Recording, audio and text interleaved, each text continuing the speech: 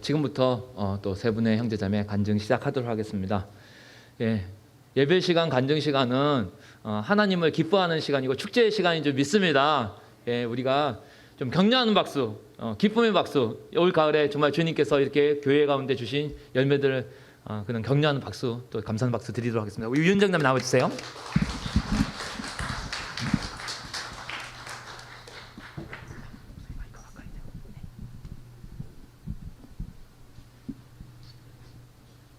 안녕하세요. 이번에 간증을 하게 된 청년부 유윤정입니다. 먼저 이 시간을 이렇게 간증을 할 수 있는 자리와 시간을 마련해 주신 주님께 감사드리며 간증 시작하겠습니다. 저는 태어나기 전부터 부모님께서 교회를 다니셨고 그렇기 때문에 이 강서침례교회를 아주 어렸을 때부터 다니게 되었습니다. 때문에 저에게 교회는 매주 일요일마다 꼭 가야 하는 곳이라고 자연스럽게 생각하게 되었습니다. 때문에 저에게 교회는 매주 일요일 하지만 이런 생각이 꼭 좋은 것만은 아니었습니다. 저는 앞선 이유로 점점 교회에 대한 인식이 일요일마다 주기적으로 꼭 가는 곳이라는 것 외에는 아무런 의미가 없는 장소가 되어버리고 말았습니다. 그렇게 된 이후에는 예배 시간에 집중도 잘 하지 못하였고 그저 예배가 빨리 끝나기만을 기다리다가 예배가 끝나면 바로 집에 가는 그런 주일이 되었습니다. 시간이 가면 갈수록 점점 교회 활동은 최소한으로 줄이고 저만의 시간을 만들기에 급급했습니다. 청소년부에 올라가면서 모든 것을 귀찮아하기 시작했고 저에게 복음을 전해주시는 목사님, 전도사님, 선생님들의 말씀을 귀담아 듣는 것이 아니라 아무런 감흥 없이 그저 듣고 흘리기만 하였습니다. 그래서 저에게 복음은 기쁜 소식이 아니라 항상 듣는 지루한 이야기에 불과했습니다. 주님이 나를 사랑하신다고 해도 직접적으로 느껴지지 않았고 나랑은 전혀 상관없는 허구의 이야기 같았습니다. 그렇게 교회와 말씀을 멀리하면서 저는 점점 자존감이 낮은 아이로 변해가고 있었습니다. 사소한 일에도 남과 비교를 하면서 끊임없이 자신을 깎아내렸고 일이 잘 풀리지 않으면 나는 원래 이것밖에 못하니까 라는 생각으로 저의 능력을 한정지어 버렸습니다. 그에 반해 죄에 대해서는 관대해지는 저를 보게 되었습니다. 내가 저 사람보다는 죄를 덜 지었지. 이게 그렇게 심한 죄인가? 라는 생각들로 저의 죄를 합리화시켰습니다. 저는 항상 이런 식으로 저의 죄를 제가 스스로 판단하며 죄의 형량을 낮추었고 그러다 보니 죄를 지어도 죄책감이 없었으며 회개할 마음은 더욱 들지 않았습니다. 물론 모든 복음과 말씀이 저에게 아무런 영향을 미치지 않은 것은 아니었습니다. 저에게 마음 깊이 들어온 복음도 있었고 그렇게 복음을 들은 한동안은 구원을 확신하며 교회를 열심히 다니기도 하였습니다. 하지만 그것은 일시적이었습니다. 점점 하나님과의 관계가 멀어지고 나의 주관대로만 행동하며 어느새인가 주님이 원하시는 일이 아닌 내가 하고 싶은 일만을 고집하는 사람이 되어 있었습니다. 그리고 고3 시절 저의 신앙심은 바닥을 드러냈습니다. 저에게 아마 고3 시기는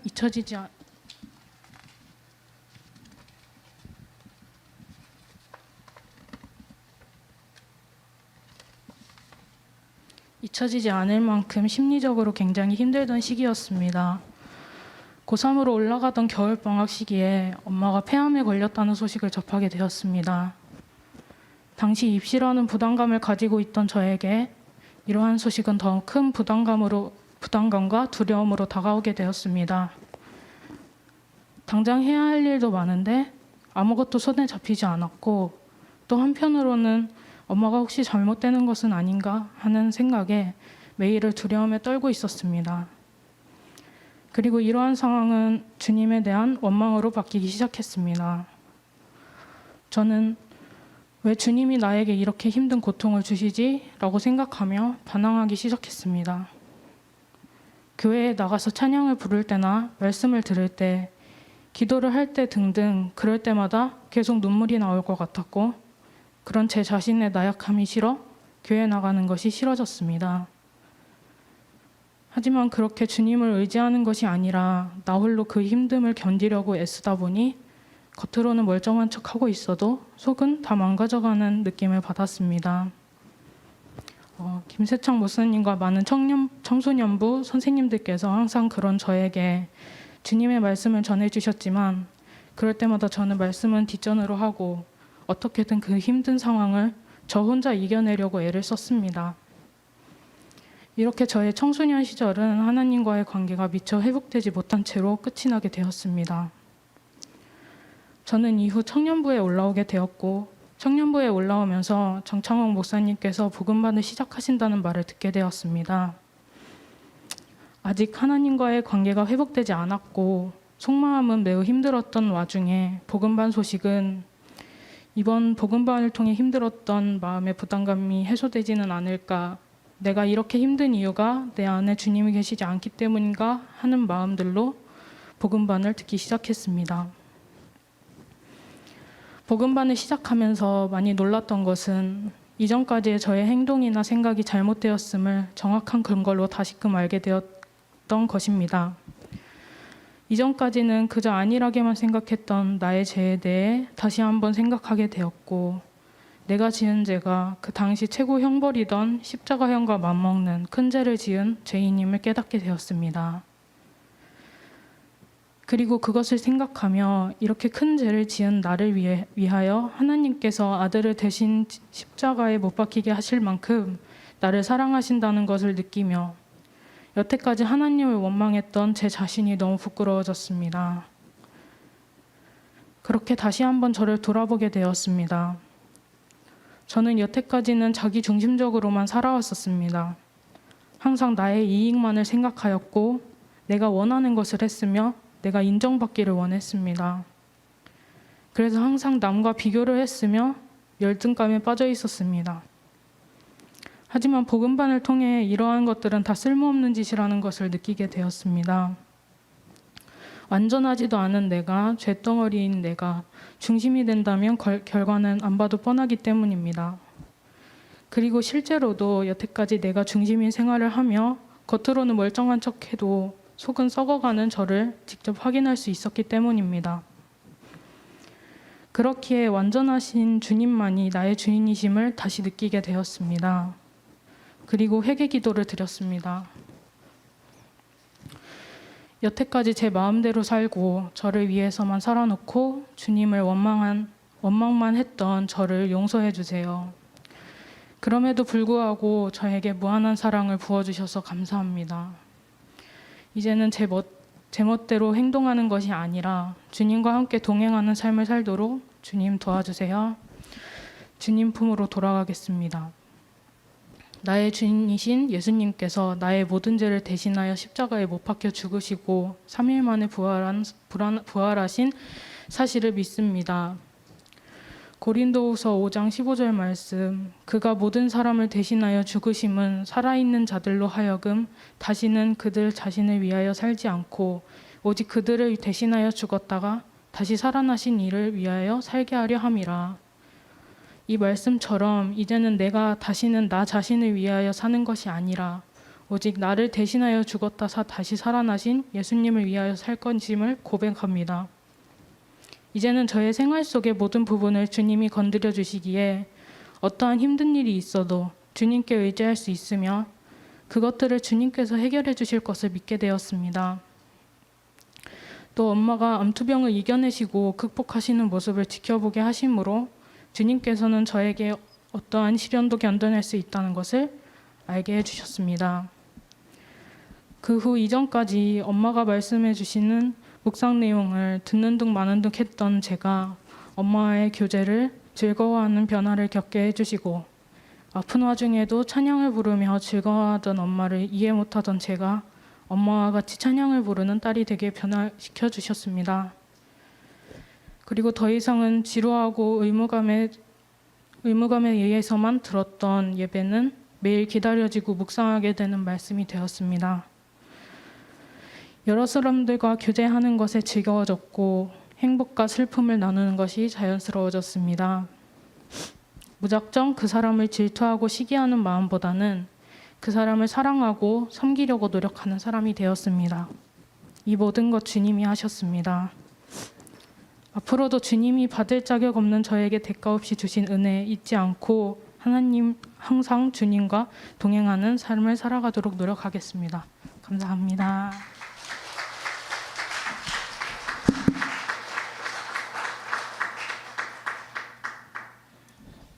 네, 이어서 우리 봉세창 형제 또 간증 나눠주시겠습니다.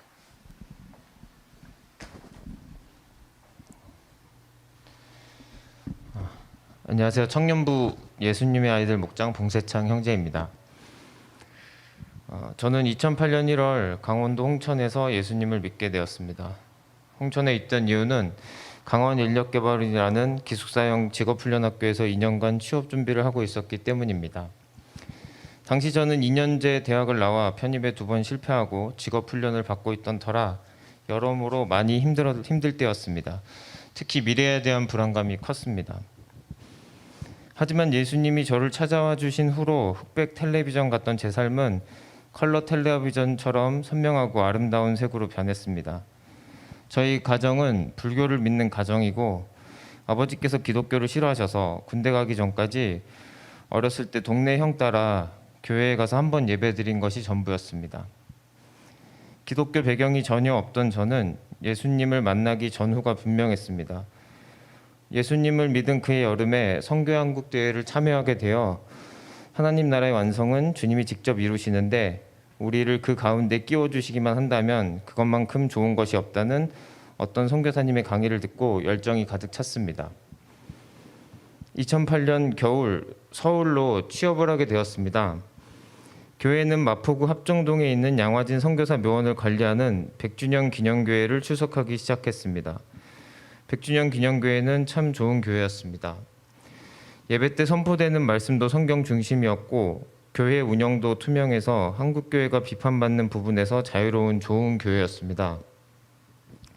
그곳에서 좋은 목회자, 교우분들을 만나 함께하며 하나님 안에서 믿음이 잘 자라나고 있다고 생각했습니다.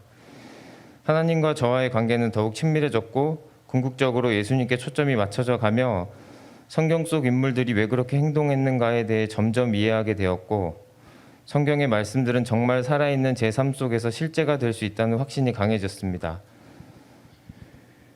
그러나 2년, 3년, 4년, 5년 시간이 흐르면 흐를수록 열정이 사그라들었습니다. 주된 이유는 첫째, 매주 강단에서 선포되는 말씀 그리고 제 입으로 고백하는 것들과 제 실제 삶이 많은 차이가 있었기 때문입니다. 둘째, 제 삶이 제가 원하고 바라는 대로 흘러가지 않았기 때문이었습니다. 더 큰 문제는 원인은 알지만 제가 스스로 해결할 능력이 없는 것이었습니다. 하나님이 계신 것은 확실한데 그분은 잠자코 지켜보시는 것 같았습니다. 2016년 3월부터는 고시원 생활을 시작했습니다. 예수님을 믿지 않는 부모님은 교회 생활을 인정해 주셨지만 부모님 보시기에 미래에 대한 철저한 준비 없이 교회 생활에 많은 시간을 쏟는 저를 보며 부모님 집에 함께 있기 때문에 안이하게 산다고 생각하시고 2013년부터 3년의 준비 기간을 주시고 독립하기를 원하셨습니다. 저는 처음 그 이야기를 들었을 때부터 보증금 모을 생각도 없이 고시원에 들어갈 계획이었습니다. 그러나 고시원 생활은 생각보다 너무 힘들었습니다. 너무 외로웠습니다. 저는 제가 혼자서도 잘 살 수 있다고 생각했는데 완전한 착각이었습니다. 가장 외로울 때는 매주 처음 본 성도님들과 주일 예배를 드리고 나서 예배 순서에 따라 서로 인사를 나눌 때였습니다. 신앙에 대한 열정은 점점 사그라들었지만 그것은 제 개인의 문제였고 100주년 기념교회는 저에게 항상 좋은 교회였습니다. 다만 대형 교회다 보니 공동체성은 제한적이었는데 부모님 댁에 살 때는 모르다가 고시원에서 혼자 살다 보니 그 부분이 드러났습니다. 물론 주일 예배 후 목장 모임은 꾸준히 참석했지만 그것만으로는 부족했습니다. 특히 시간이 남는 토요일은 너무 고통스러웠습니다.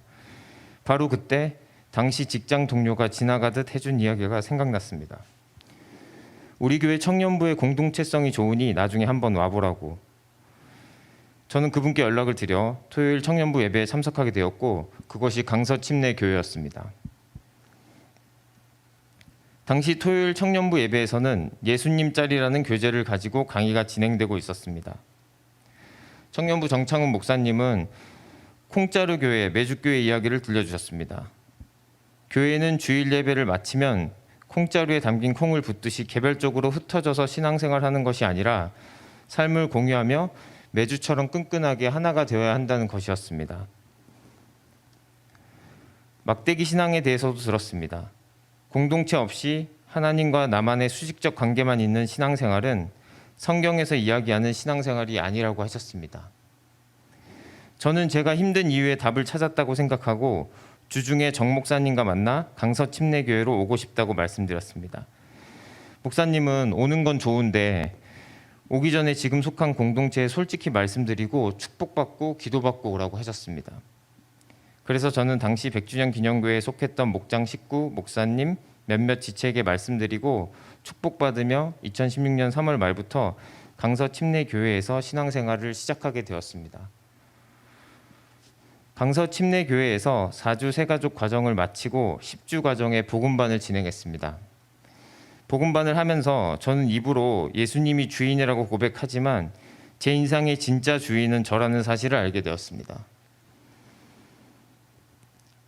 복음반을 통해 저의 우상이 1순위 이성, 2순위 음악, 3순위 축구라는 것이 명확해졌고 다른 건 몰라도 이 세 가지는 제가 입으로 주인이라고 고백하는 예수님께 드리기도 싫지만 드릴 수도 없었고 만약 드리려고 생각만 해도 마치 제 몸이 찢겨나가며 제가 죽어버린 듯한 느낌이 들었습니다. 외로움을 해결하려고 왔다가 말로만 예수님이 주인이라고 고백하는 거짓말쟁이인 게 확실해져서 더 힘들었습니다. 당장 무언가가 해결되진 않았지만 모든 것을 그만둘 수도 없고 예수님이 살아계시는 것은 분명하니 공동체 안에서 버티는 수밖에 없었습니다. 그래도 공동체와 함께 예배드리고 교제하면서 전보다 외로움은 많이 줄었습니다. 그렇게 1년 정도 청년부 생활을 하다가 교회에서 운영하는 형제생활관에 들어가게 되었습니다. 고시원에서 혼자 살고 있었던 상황이고 한 집에 사는 공동체도 경험해보고 싶었고 무엇보다 신앙훈련이 된다는 말에 깊은 고민 끝에 결정했습니다. 정창훈 목사님은 공예배 필수 참석이라는 조건 외에 세부적인 규칙들은 정하지 않으셨습니다. 함께 사는 것이 훈련이다 라고 하시면서 나머지는 자유롭게 생활관 구성원들끼리 정하도록 하셨습니다. 처음에는 함께 살며 날마다 수련회하는 것 같고 모든 게 다 좋은 것 같았는데 함께 사는 것이 훈련이다 라는 말은 2달이 채 지나지 않아 마음속을 찌르기 시작했습니다. 생활관에 지내면서 아주 사소한 일로 같은 방 쓰는 형제가 미워졌습니다. 그러다가 다음 주가 되면 옆방 형제가 미워집니다. 그리고 그 다음 주에는 건너방 형제가 미워집니다. 이상한 녀석들이었습니다. 그런데 돌아가면서 미워지는 걸 여러 차례 반복하다 보니 제가 이상하다는 사실을 알게 되었습니다. 제가 이상하지 않고는 이렇게 돌아가면서 사람이 미워질 수는 없었습니다. 하나님은 사람과의 관계를 통해서 제가 꼬여있는 부분들을 적나라하게 보여주셨습니다. 정말 도망가고 싶었지만 도망가는 순간 강서침례교회와도 끝이라는 생각에 그럴 수 없었습니다. 다른 곳에서 신앙생활을 할 자신도 없었고 하나님은 도망가려다도 다른 상황에서 같은 문제를 직면하게 하신다는 것을 경험적으로 알게 되었기 때문입니다. 역시 버틸 수밖에 없었습니다.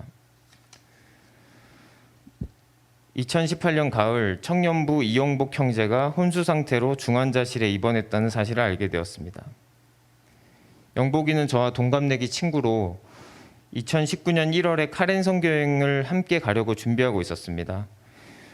당시 생활관 형제 중 총 4명 중에 저 포함 3명이 카렌 선교여행을 준비하고 있었고 영복이도 서울에 거처가 없이 전라북도 부안에서 몇 개월에 한 번씩 청년부 예배에 참석하는 상황이라 카렌 선교여행도 한마음으로 준비하고 그 뒤에도 공동체 생활을 함께하기 위해 오랜 고민 끝에 영복이는 형제생활관에 입주하기로 했습니다. 영복이가 밤낚시를 하고 차에서 자다가 이식을 잃은 건 수요일, 형제생활관 입주는 금요일로 정해져 있던 상황이었습니다. 중환자실에 있는 영복이를 보고 와서 제가 할 수 있는 건 없었습니다. 그 주 금요기도회에서 기도 중 새벽 기도를 해야겠다는 마음이 생겼습니다. 다음 주 월요일부터 새벽 기도를 참석했고 영복이가 회복되길 간절히 기도했습니다. 그러나 몇 주가 지나도 영복이는 회복되지 않았고 결국 주님 곁으로 가게 되었습니다.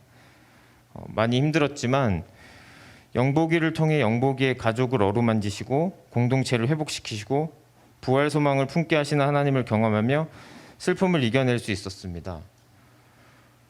영복이는 떠나갔지만 한 달이 넘는 기간 동안 새벽 기도를 하며 습관이 되었고 이 습관을 하나님께서 영복이를 통해 주신 선물이라고 생각하고 정기적으로 시간을 떼어놓고 주님과 교제하는 시간을 매일 이어나갔습니다. 그렇게 몇 개월이 흘러가자 어느 순간 제가 하나님을 오해하고 있었다는 걸 알게 되었습니다.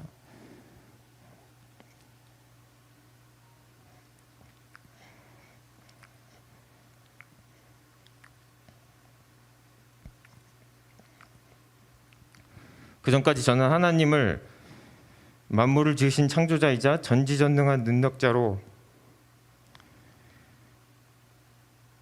내가 원하는 모든 것을 줄 수 있으면서도 안 주고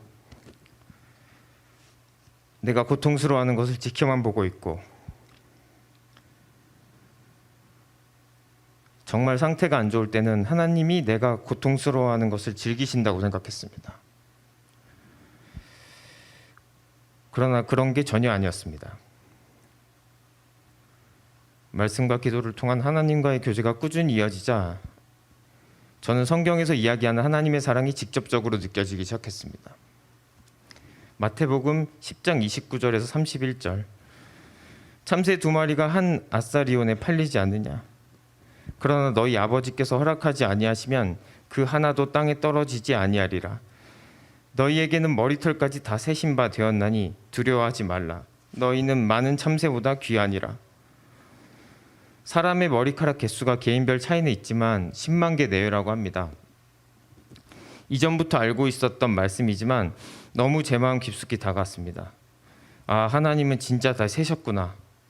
나를 정말 사랑하셔서 하나하나 다 세셨구나. 그분의 사랑의 시선은 완전히 저에게 정조준되어 있었고 그 사랑의 시선은 영원히 타오르는 불길 같았습니다. 하나님의 그 사랑이 완벽하게 저를 향해 있음을 느꼈을 때 저의 외로움과 공허함이 사라졌습니다. 예수님을 믿고 나서 몇 년이 지나 열정이 점점 식어갈 무렵부터 저는 제 마음속에 커다란 구멍이 나 있고 계속 그 구멍으로 찬바람이 들어와 제 마음을 시리게 한다는 느낌을 받았습니다. 저는 여러 우상을 통해 그 구멍을 메우려 했지만 매번 실패했습니다. 처음엔 좋은 것 같다가 시간이 지나면 질려서 다른 우상을 찾게 되고 또 질려서 새로운 우상을 찾았습니다. 그러나 하나님은 달랐습니다. 그분은 정말 아침마다 새로운 분이셨습니다. 기도하는 시간마다 예배 드릴 때마다 항상 그런 건 아니었지만 그분을 간절히 구하면 구할수록 그분은 자신이 어떤 분인지를 분명하게 보여주셨습니다. 마태복음 27장 46절 제9시쯤에 예수께서 크게 소리질러 이르시되 엘리 엘리 라마 사박다니 하시니 이는 곧 나의 하나님 어찌하여 나를 버리셨나이까 하는 뜻이라. 하나님과의 관계가 깊어질수록 저는 한 가지 의문이 생겼습니다. 유한한 인간인 나에게 하나님께서 은혜를 주셔서 말씀과 기도를 통해서 하나님과 교제를 하면 할수록 하나님 이토록 좋은데 어떻게 삼위일체 하나님께서는 성부, 성자, 성령께서 영원부터 함께한 완전하고 충만한 사랑의 관계를 스스로 끊으시고 예수님을 우리 대신 십자가에 못 박혀 죽이셔서 우리를 살려내기로 하신 걸까? 생각 끝에 저는 하나님의 그 사랑의 관계는 너무너무 좋은 것이라 그 사랑이 너무나 충만히 차오르게 되면 필연적으로 그 사랑의 관계를 확장하려는 속성이 있다고 확신하게 되었습니다. 그렇지 않고는 스스로 계신 하나님께서 우리를 창조하셔서 하나님을 누리며 함께 살 기회를 주실 필요도 없고 우리가 스스로 거절한 하나님과의 관계를 그 아들 예수 그리스도를 화목제물로 삼아 다시 회복시켜 주실 리가 없다고 생각하게 되었습니다. 선교는 우리가 꼭 해야 할 일이며 임무이지만 그것을 사무적으로 접근하는 게 아닌 하나님과의 진실한 사랑의 관계가 충만해져서 그것을 날마다 누림으로 함께 사는 가족과 그 사랑의 관계가 이어지고 내가 속한 삶의 자리에서 나의 이웃과도 그 사랑의 관계를 자연스럽게 맺어나가는 것으로 생각하게 되었습니다. 그리고 그 사랑으로 이루어진 관계, 곧 예수 그리스도의 몸인 교회가 땅끝까지 확장되는 것이 주님께서 정말 원하시는 일이라 확신하게 되었습니다. 예수 그리스도만이 저의 주인입니다. 여전히 부족하고 흔들릴 때도 많겠지만 앞으로 예수 그리스도께서 원하시는 것을 하는데 모든 힘을 쏟겠습니다. 저는 성부, 성자, 성령, 삼위일체 하나님을 믿습니다. 그리고 예수 그리스도께서 성경대로 이 땅에 오셨고 성경대로 십자가에 못 박혀 죽음으로 우리를 구원하시고 사흘 만에 부활하셔서 성경대로 하늘에 오르사 하나님 우편에 계시고 성경대로 다시 오실 것을 믿습니다. 그리고 예수께서 다시 오셨을 때 그분의 몸인 교회, 우리도 부활하여 온전한 하나님의 얼굴을 마주하고 영원토록 그분께 합당한 경배와 찬양을 올리게 될 것을 소망합니다. 감사합니다.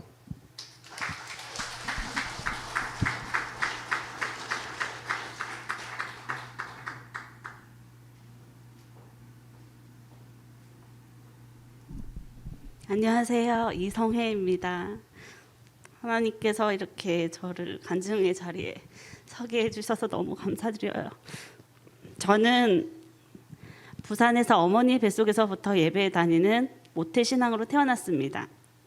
아빠의 회사 정근으로 인해 울산으로 이사해서 저는 유년 시절부터 청년 시절까지 울산에서 보냈습니다. 모 교회에서도 복음방 과정을 하며 하나님과 예수님, 십자가와 부활, 그리고 어떻게 사는 것이 하나님이 기뻐하시는 삶인지 배우면서 성장했습니다. 제가 성장하면서 하나님이 정말 살아계심을 알게 된 일이 있었습니다. 첫 번째는 중2 때 참여한 전국 청소년 연합 수련회였습니다. 그때는 반항심도 있었고 친구들이 하는 거친 말들과 행동들이 멋져 보여 따라하기도 했습니다. 그런데 수련회에서 세상의 것들을 쫓아 사는 것이 말씀을 통해 죄임을 알게 되었습니다. 그런 모습을 동경하고 따라하려고 했던 저를 용서해 달라고 기도하고 그것에서 돌이키고 다시는 하고 싶지 않다고 고백하는 시간을 가졌었습니다. 그 수련회 이후 친구들을 만나 이야기하는데 친구들과 함께 쓰던 나쁜 말들이 입 밖으로 더 이상 나오지 않는 것을 경험했습니다.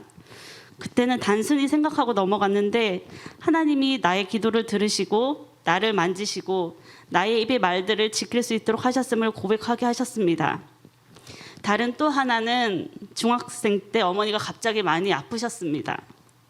백혈병과 간염 등 여러 가지 병이 한꺼번에 생겨서 가족을 떠나 기도원에 가셔서 기도하시겠다며 짐을 싸고 들어가 몇 달간 어머니와 헤어지게 되었습니다.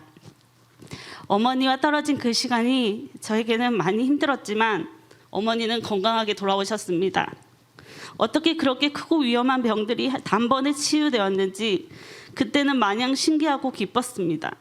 정말 하나님이 치료하시는 하나님이심을 어머니의 병을 고치신 하나님을 경험하며 알게 되었습니다. 어려서부터 부모님의 손에 이끌려 교회를 다녔기에 교회의 분위기, 예배, 교회 안에서의 관계 등이 늘 익숙하고 당연했었습니다. 물론 예수님을 나의 주님이라 고백하는 것도 당연했습니다. 그것은 나의 생활에 깊게 박혀있는 일부분이었고 거스르는 행동은 하지 않았습니다. 하나님의 말씀에 대한 의심도 없었고 말씀을 있는 그대로 믿었습니다. 모태신앙을 모태신앙이라고 합니다. 저는 그렇게 하나님을 경험하면서도 모태신앙으로 살았습니다. 예수님의 십자가 부활 그 모든 것들이 아주 쉽게 받아들여졌지만 저는 겉으로만 믿는 사람이었습니다. 예수님을 진정으로 믿는 사람이 아닌 그냥 예수님을 아는 사람이었습니다. 교회에 가서 울며 불며 죄를 용서해 달라고 해도 돌아서면 다시 죄를 짓는 죄인이었습니다. 수련회에서의 기도를 들으시고 어머니를 회복시키셨던 하나님을 알았음에도 여전히 내 삶은 하나님이 없는 내가 주인인 삶을 살았습니다. 교회 안에서는 하나님께 예배하고 찬양하고 기도하지만 밖에서는 내 생각, 내 뜻대로 나의 만족을 추구하며 살았습니다. 집안에서는 엄한 아버지에게서 많이 혼나면서 자랐고 소극적이고 소심했습니다. 집 밖에서는 선생님이나 어른들 앞에 서면 항상 덜덜 떨고 눈물을 보이며 두려워하는 마음과 정신이 연약한 아이였습니다. 제가 어렸을 때 부모님은 바쁜 맞벌이셨고 남동생과 둘이서 집에 있었습니다. 부모님이 싸우실 때면 늘 무서워서 그 자리를 피해 너무너무 숨고 싶었습니다. 한 번은 아버지가 칼을 가져오셔서 어머니에게 둘이 죽어보자고 하시며 싸우시는 모습이 너무 무서웠습니다. 저도 아버지께 혼이 날 때마다 발에 차이며 입술이 터져 붓기도 했었던 기억이 있습니다. 매일 상황에 따라 급변하시는 아빠를 대하는 것이 힘들었습니다. 아버지는 교회에서는 집사님이셨고 봉사도 열심히 하셨습니다. 교회에서는 사람들에게 인정받으셨지만 가정에서는 가족들을 감정적으로 대하셨습니다. 화를 쏟아내는 아버지 앞에서 저는 아무것도 할 수 없는 채 멈춰 있었고 아버지의 기분이 좋을 때는 아버지께서 나에게 준 상처들을 묻어두려고 했습니다. 또한 초등학교, 대학교 시절 성추행을 당했던 일도 부모님과 그 어느 누구에게 말하지 못하고 아무 일도 없었던 듯이 혼자 끙끙거리며 숨겼습니다. 이때는 너무 부끄러웠습니다. 모든 것을 아신 하나님께도 이건 없던 일이어야 한다며 하나님께도 나의 감정을 솔직하게 말하지 못했습니다. 어머니께서 제가 초등학교 2학년 때 피아노 학원을 다니게 해주셨고 꿈을 묻는 사람들에게 피아니스트가 되겠다고 얘기하곤 했습니다. 대학교 앞으로 이사 가면서 학원을 옮겨야 했지만 어른들이 몰려다니는 음식점과 술집들, 밤마다 술에 취해 소리 지르는 대학교 주위의 분위기가 무서워서 학원을 계속 다닐 수가 없었습니다. 중학생 시절 어느부턴가 교회에 있던 피아노가 다시 눈에 들어오고 하나님을 찬양할 때 반주하고 싶다는 생각이 들었습니다. 그런 저의 모습을 보시고 피아노 학원을 하시는 집사님께서 배우라고 권유해 주셨지만 이런저런 핑계로 숨었습니다. 고등학교와 대학을 졸업하고 유치원에서 근무하던 중 그 집사님께서 대학교 피아노과를 진학하기 위해 또 다시 배워보는 것이 어떻겠냐고 하시며 한양대 전공자 선생님까지 연결해 주셨지만 유치원에서 일도 해야 되고 나의 손가락은 너무 짧아서 칠 수가 없고 가정 형편도 힘들고 잘할 수 있을까 하는 두려움으로 인해 또 그렇듯이 숨었습니다. 유치원에서 근무하는 것도 힘들었습니다. 부모님, 학부모님들을 상대하는 것이 너무 두렵고 힘들었습니다. 그리고 원장님은 하나님을 믿는다 하면서 동료 선생님들에게 욕을 듣는 모습이 보는 게 너무너무 싫어서 직장도 그만둬 버렸습니다. 저는 항상 저에게 오는 문제들을 직면하지 않고 숨고 회피하고 어려운 상황을 기억 속에서 잊어버리려고 애썼습니다. 두려워서 그 어떤 문제에도 부딪히지 않으려고 하는 겁쟁이였습니다. 그러던 중 육체의 아픔을 가지고 있고 나보다 더한 가족 안에서의 아픔이 있음에도 열정적으로 하나님을 사랑하고 교회 청소년들을 가르치는 남편을 만나게 되었습니다. 결혼 후 바로 필리핀으로 가서 지내게 되었고 남편은 후에 선교사가 되었습니다. 하나님보다도 저는 남편을 더욱 의지했습니다. 낯선 필리핀에서 부인과 병원에 가야 하는데 저보고 혼자 택시 타고 가라는 남편의 말이 너무너무 야속했습니다. 제가 청년 때 하나님 앞에서 저도 선교사가 되고 싶어요 라고 고백했지만 그것을 거부하고 살았습니다. 그 기도마저도 삶에 눌려 잊어버렸었습니다. 어쩌면 잊어버리고 싶었을지도 모르겠습니다. 결혼 후에 선교사가 된 남편과 함께 살면서도 선교사에 대한 부담은 늘 있었습니다. 필리핀에서 선교사님들과 함께 선교지를 따라 나섰고 나보다 더 어려운 상황 속에서도 믿음을 가지고 살아가는 사람을 만나면서 도전이 되기 시작했습니다. 선교지에서 복음을 전하는 선교사님들의 모습을 보았습니다. 풍족하지 않지만 자신이 가지고 있는 복음과 물질, 그리고 음식, 그리고 하나님이 주신 재능을 나누면서 죽기까지 영혼을 사랑하는 모습을 보며 하나님은 정말 하나님을 사랑하는 사람들은 저렇게 살아가는구나, 아니 사라지는구나라고 느꼈습니다. 그런 선교사님들의 모습을 보면서도 나는 여전히 사랑할 수 없고 제 안에 사랑이 없음을 강하게 느끼며 늘 죄책감을 가지고 지내야 했습니다. 결혼하고 1년 뒤 남편은 필리핀에서 현지인이 빗물에 끓여준 닭고기국을 먹고는 이질에 걸려 70일간 설사가 멈추지 않아 한국으로 돌아왔습니다. 면역력이 떨어져 남편이 청년 때 수술했었던 턱에 생긴 종양이 다시 재발하여 턱이 심하게 부어오르고 입안에서는 고름이 나왔습니다. 결혼한 지 얼마 되지 않아 남편이 아프니 저는 어떻게 해야 될지 모르겠고 마음이 무거웠습니다. 나의 어머니를 고치신 하나님이 남편의 병도 고쳐주실 것이라는 막연한 믿음만 있었습니다.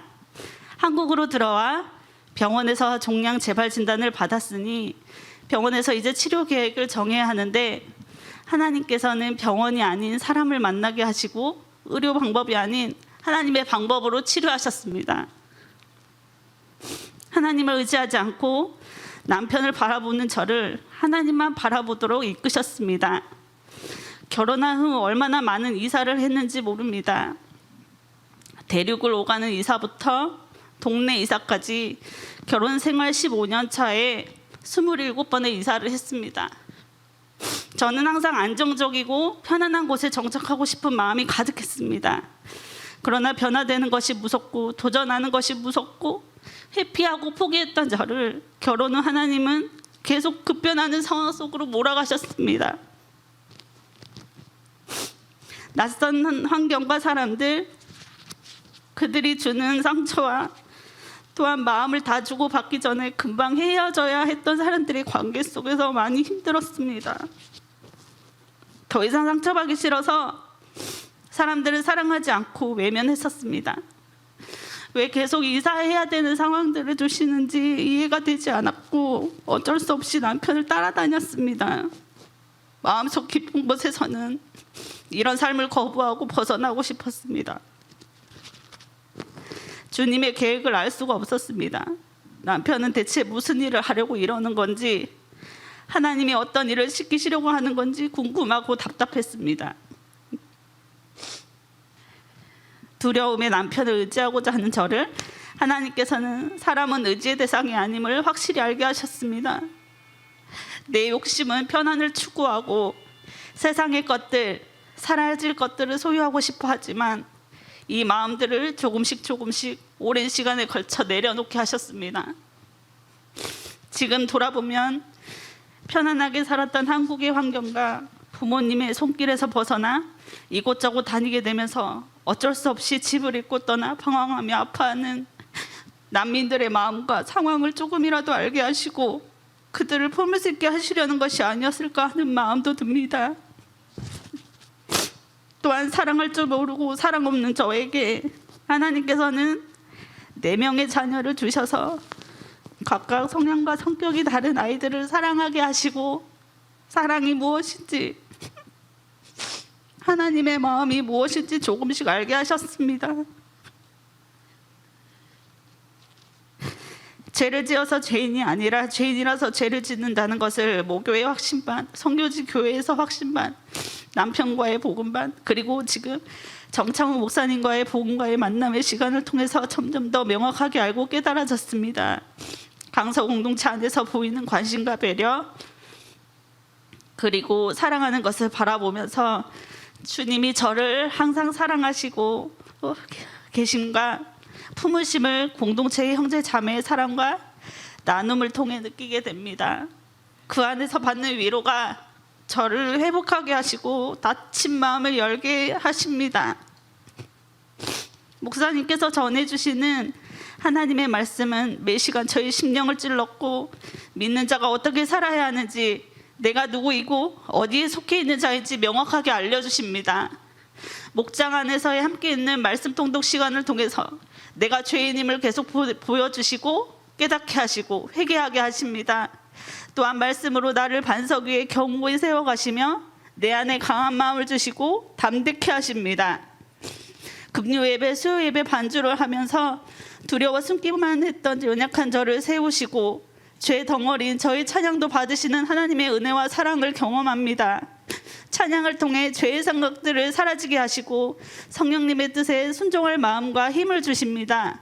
요한복음 5장 24절 내가 진실로 진실로 너에게 이르노니 내 말을 듣고 나 보내신 이를 믿는 자는 영생을 얻었고 심판에 이르지 아니하나니 사망에서 생명으로 옮겼느니라.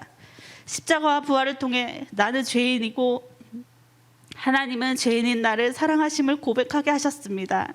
죽을 수밖에 없는 죄인인 나를 의인이라 하시며 사망이 아닌 생명의 길로 인도하심을 확신하게 되었습니다.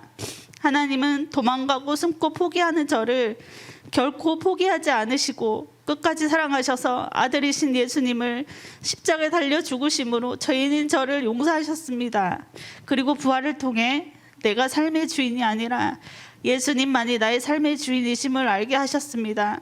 때로 힘들어 낙심하고 우울해져서 깊은 수렁에 빠져 있을 때 성령님은 부활하신 예수님이 지금 살아계시고 옆에서 함께 계시고 계시다는 사실을 깨닫게 해주시고 다시 일어날 힘을 주십니다.